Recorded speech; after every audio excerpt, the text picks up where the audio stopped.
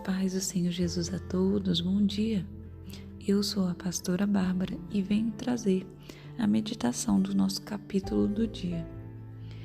Abra sua Bíblia, por gentileza, no livro de Provérbios, capítulo 15. O capítulo de hoje ele vai falar sobre o uso da língua e a continuação dos contrastes entre o justo, aquele que é reto perante ao Senhor, e os ímpios. E o capítulo começa dizendo que a resposta branda desvia a ira, mas a palavra dura suscita a ira. Em outras versões, a resposta branda ela desvia o furor. E isso nos ensina a agir com sabedoria, pois aqui está dizendo que no momento da ira, no momento da raiva, nós devemos controlar dando uma resposta branda. Isso parece muito simples, né? Mas diante de uma circunstância, isso deve ser lembrado automaticamente. Assim como pessoas que no momento da raiva perdem a razão porque xingam, porque falam alto, falam palavras ríspidas, e isso faz com que ela não tenha sabedoria ali, trato para lidar com aquela situação e acaba indo para o lado da agressividade. Então aqui está um ensinamento, que no momento do furor nós possamos dar respostas brandas, suaves, manter o tom de voz, não elevá-lo. Então aqui já traz um grande ensinamento para nós neste momento, porque vai dizer que a palavra dura ela suscita a ira. Então se nós levarmos o tom da voz, se nós entrarmos nas emoções agindo conforme a carne, nós tendemos a cair. Então aqui precisa estar automatizado em nós como agir no momento do furor. Amém? O versículo 3 vai dizer que os olhos do Senhor estão em todo lugar, contemplando os maus e os bons. E aqui vai falar da onipresença de Deus. Deus, ele é onipresente, tudo vê, está em todos os lugares, onisciente, ele sente todas as coisas, ele sabe o que passa nos nossos pensamentos, ele é o único que pode saber o que você pensa e sente. Por isso que nós devemos levar tudo a ele, pois somente ele sabe o que nós estamos pensando, a intenção com que agimos. E também nós temos um Deus que é onipotente, que pode todas as coisas, onisciente, que sabe de tudo que acontece dentro de nós e fora de nós, onipresente, que está em todos os lugares, que é aqui que está tratando o versículo 3, e um Deus que pode todas as coisas. Ele é um Deus maravilhoso, perfeito, que sabe tudo o que você está passando. Ele nos conhece, ele nos sonda e ele pode fazer todas as coisas. Então que Deus venha agir sobre as suas necessidades nesta manhã.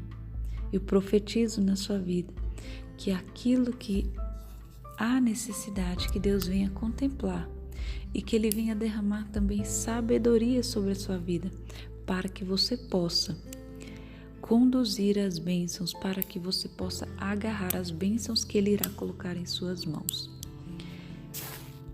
No versículo 6 vai dizer que na casa do justo há grande tesouro, mas na renda dos perversos há perturbação.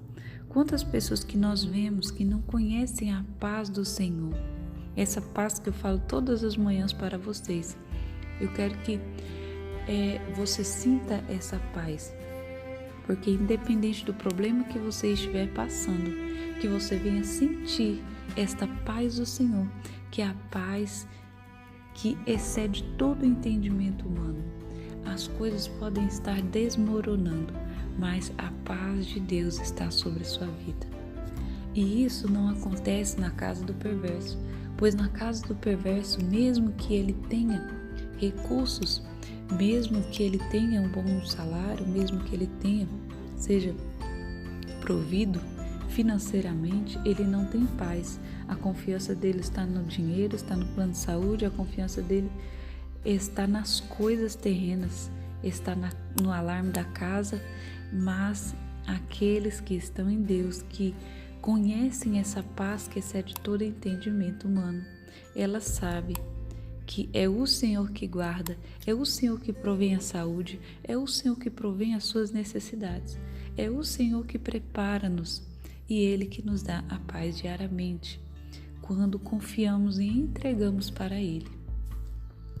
E este é o grande tesouro que há na casa do justo. Versículo 9 vai dizer: o caminho do perverso é abominação ao Senhor, mas este ama o que segue a justiça. Deus ama aqueles que buscam pela justiça que está contida na palavra do Senhor. A justiça do homem é comparada na Bíblia como trapo de imundícia, mas a justiça do Senhor, aquela em que Jesus nos ensina a agir, como está em Mateus 5, essa justiça do reino é a que deve estar cravejada em nosso coração, né? A forma como Jesus agiria, como Ele nos ensina com a vida dele na terra, como Ele agiria e como Ele agiu aqui em diversas situações, como nós vemos em Mateus 5. E Ele nos deixa esse legado de ensinamento, né? Não como uma pessoa qualquer, mas um homem que passou, que viveu, que foi tentado e que venceu em todas as tribulações, as provações, e um homem que não teve pecado, que foi nosso Senhor e Salvador Jesus Cristo. Ele nos ensina a vivermos essa justiça. Versículo 10 vai dizer que disciplina rigorosa há para quem o deixa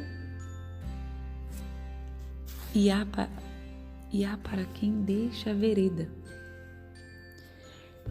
Então, essa disciplina virá sobre aqueles que se apartam do caminho de Deus e que odeia a repreensão morrerá. Então, aqui nós vemos que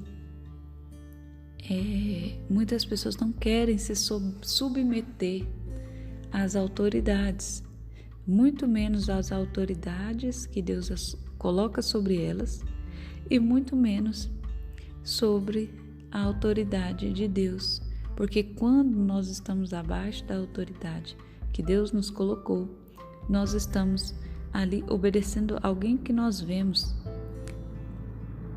Imagine se a pessoa não obedece nem alguém que ela está vendo, imagine a Deus que ela não vê.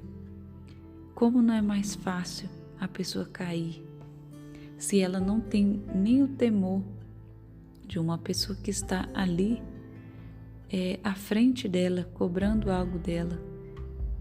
Então, fica muito fácil da pessoa se afastar de Deus quando ela tem esse espírito de insubordinação. Isso é muito fácil de que o temor do Senhor se ausente dela. E o triste fim é a morte. Aqui nós podemos falar sobre a morte espiritual e também a morte física, como foi o caso de Ananias e Safira. A morte espiritual é quando a pessoa, encobrindo o seu pecado, vai se afastando do Senhor, ao invés de se arrepender. Pois a palavra diz: aquele que confessa e deixa alcança misericórdia, mas aquele que esconde não prosperará. Então muitos estão escondendo os seus pecados e vem sendo destruído por si próprio. Vem ali deixando que o inimigo tome conta da sua vida. E isso é muito delicado, isso é muito triste, porque a palavra diz que aquele que deixa a vereda e o que odeia a repreensão morrerá. E no caso de Ananias e Safira, houve uma infidelidade ali quanto à venda de uma propriedade. Então acredito que haveria ali de ser entregue como um dízimo ao Senhor.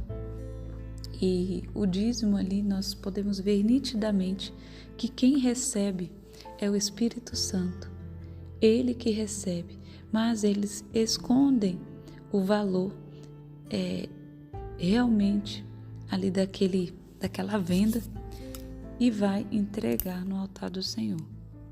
Porém, o Espírito Santo rejeita, porque há uma concordância entre ele e a esposa de que aquele valor seria o valor correto a ser passado, mas o Espírito Santo, ele viu a intenção do homem, que era pegar aquilo que era do Senhor. E ali nós vemos a morte de Ananias e em seguida a morte de Safira pela infidelidade dos dois. Então não nos preocupemos com o que o outro está fazendo, mas nos preocupemos em como nós estamos diante do Senhor. Como está a nossa fidelidade diante do Senhor? A salvação é individual, o galardão também, e nós não sabemos o dia de amanhã. E pode não ter o dia da misericórdia amanhã, porque Deus talvez já tenha dado muitas chances para você. Então, que nós possamos nos consertar hoje, porque aquele que foge do temor do Senhor, o fim é de morte. E versículo 33 vai dizer que o temor do Senhor é a instrução da sabedoria, e diante da honra vai a humildade. E eu encerro dizendo que longe está o Senhor dos ímpios, mas escutará a oração dos justos. A oração do justo pode muitos de seus efeitos. Então que você seja um justo, um reto perante ao Senhor, nos mínimos detalhes, pois Deus, Ele sonda os pensamentos, as intenções, Ele sonda a soberba do coração, sonda também a humildade, Ele sonda todas as intenções com que fazemos o que fazemos, com que nos vestimos, com que tratamos as pessoas do sexo oposto. Deus sonda os detalhes, então que nos detalhes nós possamos agradar ao Senhor. Amém? Que Deus te abençoe, que Ele faça resplandecer o rosto dele sobre ti e te dê a paz.